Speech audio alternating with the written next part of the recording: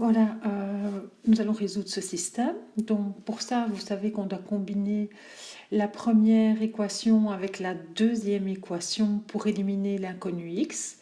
Donc je vais faire 2 fois la première équation moins la deuxième et je vais la mettre en deuxième position. Je vais de même combiner la première équation avec la troisième équation pour éliminer aussi le x et la mettre en troisième équation.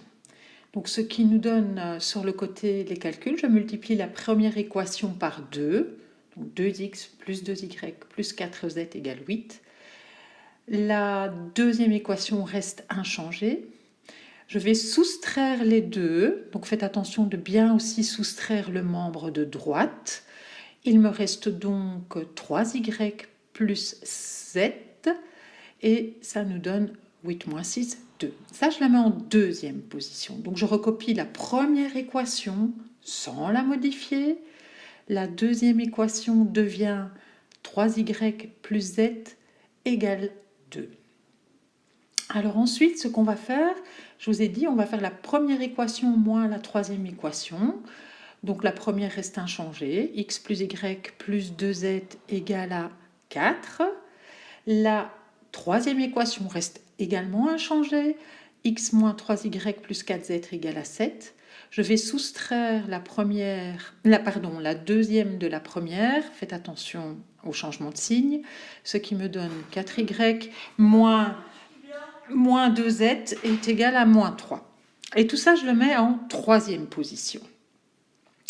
Donc voilà notre troisième nouvelle équation. On remarque dès lors qu'il n'y a plus de x ni dans la deuxième équation, ni dans la troisième équation.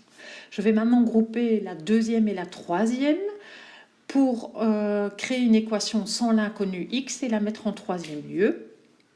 Donc comment est-ce que je vais faire? Je vais multiplier la deuxième équation par 4 et la troisième par 3. J'aurai ainsi du 12y et du 12y que je soustrairai.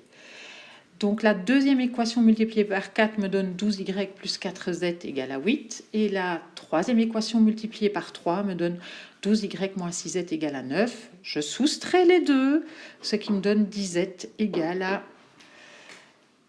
17. Voilà. Donc maintenant je recopie la première équation sans la modifier. La deuxième équation sans la modifier. 3y plus z égale à 2. Et enfin, la nouvelle troisième équation devient 10z égale à 17. À présent, il nous reste, on a un système, ce qu'on appelle un système échelonné. Ça veut dire qu'on a une seule inconnue dans la troisième équation, 2 inconnues dans la deuxième, 3 inconnues dans la première. Il nous reste pour terminer à réaliser la substitution pour ainsi trouver les valeurs de z, y et x les unes à la suite des autres.